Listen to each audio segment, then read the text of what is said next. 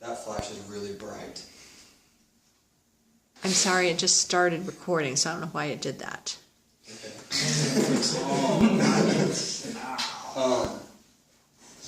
So a lot of you guys might just think fishing, you know, you go, use your pole, use your little bob, your little one. Fishing's totally different than that.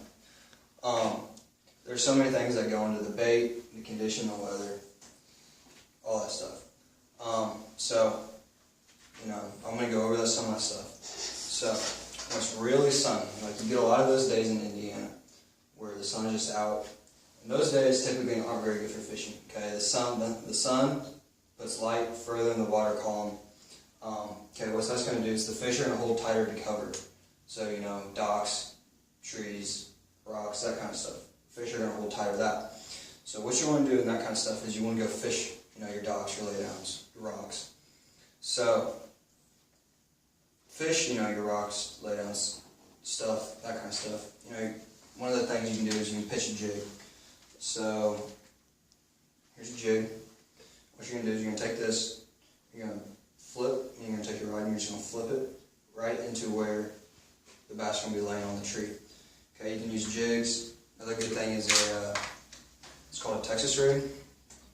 And these are good because you can take any plastic you want and you can put any plastic you want like on the hook. So that's good because you can get a wide variety of baits right there in just one little thing. Another thing is good is finesse fishing. So what that means is you're going to use your smaller baits. Okay, so you're going to use things like Ned rigs. Those are this. You're going to put a little plastic on it. I don't think I brought any. Yeah, I didn't bring any. But you put a little plastic. It's about this long and hangs down off the end of the hook. Those are really good. Another thing that's really good is called a drop shot. So drop shots, I fish a drop shot a lot. What you do is you take a weight and you take a hook like this, and you put your line about, tie a weight about a foot away from your hook, and you get a plastic. I like to use some of these, especially in clear water, really good. Yeah, so cloudy and overcast days, those are the best days to fish because the light isn't going down far into the water. The fish are going to hold, they're going to start moving around looking for things to eat. So they're going to go off cover, start looking for things to eat. It gives the fish like a sense of security, so that's good. On cloudy days, a lot of the things you want to throw are either really bright colors or really dark colors. So, bright colors, like, you know, you're going to throw things more like crankbaits, so really bright colored crankbaits, or you're going to throw like a black and blue jig, like this. Really just kind of depends on cover. So, if you're going to fish rocks or laydowns, you know you're going to want to throw crankbaits. You can also throw jigs on those. Some more baits to throw on cloudy days are topwater baits. So this is my favorite topwater bait. This tail spins and creates bubbles in the water. Really like one of those. It's called a whopper plopper. So I just think that's kind of a funny name for it. Spinner baits. So this is a spinner bait. When you pull through the water, these blades spin, create vibration and noises that the fish pick up on. What else?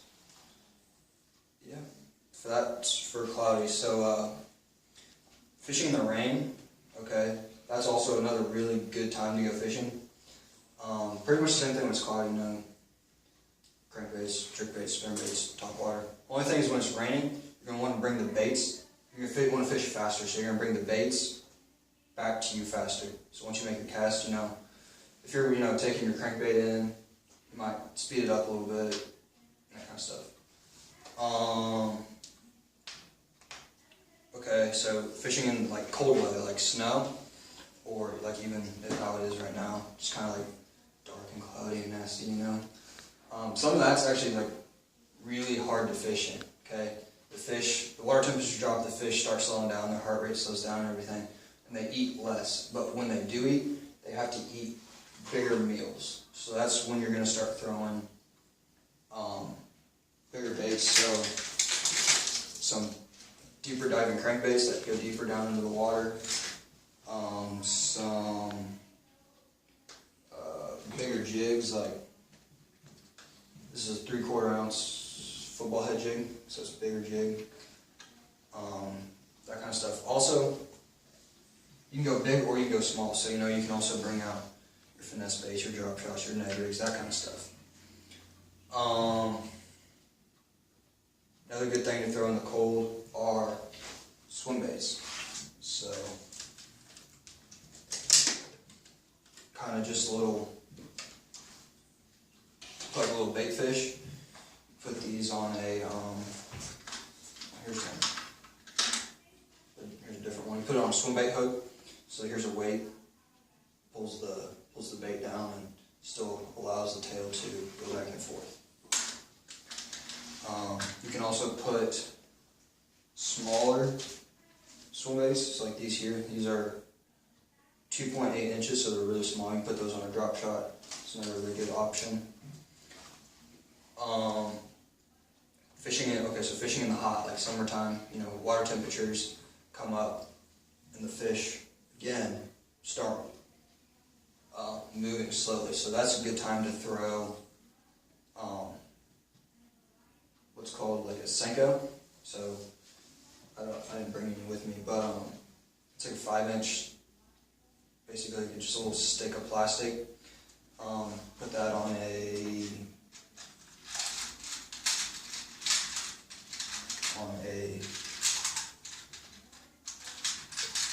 offset hook like this, so it's weedless. You know, in the hot you're going to want to fish around like shade, so trees are a good thing to fish around, vegetation, so weeds and that kind of stuff that's in the water, those are good to fish around.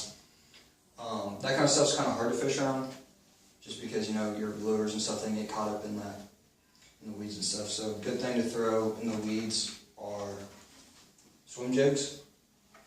So it's a little bait fish imitator, but comes through the weeds really nicely. Doesn't get hung up. So another thing you can look for when you're fishing is cover. So what the fish are like going to hold to. So cover is different like everywhere in the country, but it all holds fish. So it's all more or less the same. Lakes and rivers have different kinds of cover. Lakes have more wood and stuff, or rivers have more wood and less rocks. Lakes typically have more rocks and less wood. Lakes also have docks. Rivers don't typically have docks. So to fish, you know, your laydowns and your trees and that kind of stuff. Crankbaits, jigs. Sometimes you can throw topwater baits over the top of them if they're submerged. Fish will come up from them and do topwater bait. Docks. Docks are really fun to fish because there's so much to them. So, you know, you got the pilings, but then also fish will hide up under the docks. And so, especially when it's hot and sunny, fish will hide up under them. So to get up under them, you know, you can skip jigs, but I really like to throw finesse baits up under them. So I'll throw it's called a flick shake. It's a bigger bait. You can skip these really well, so you skip them on top of the water, get up under the docks. Those work well. So you got stumps. Stumps are they hold fish, but it's typically more difficult because bigger fish will sit down further on top of the stumps. So one thing you can do to get down to those bigger fish is throw a jig. So jig or Texas rig, but you want to throw them bigger so they sink faster, get past the smaller fish, down to the bigger fish.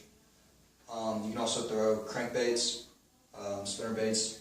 What you want to do with those is you want to bring them over, and again, you want to cast past the stump or the tree or whatever, and bring it and actually hit the stump or the tree. And that's called a reaction strike, and the fish comes up because they see that.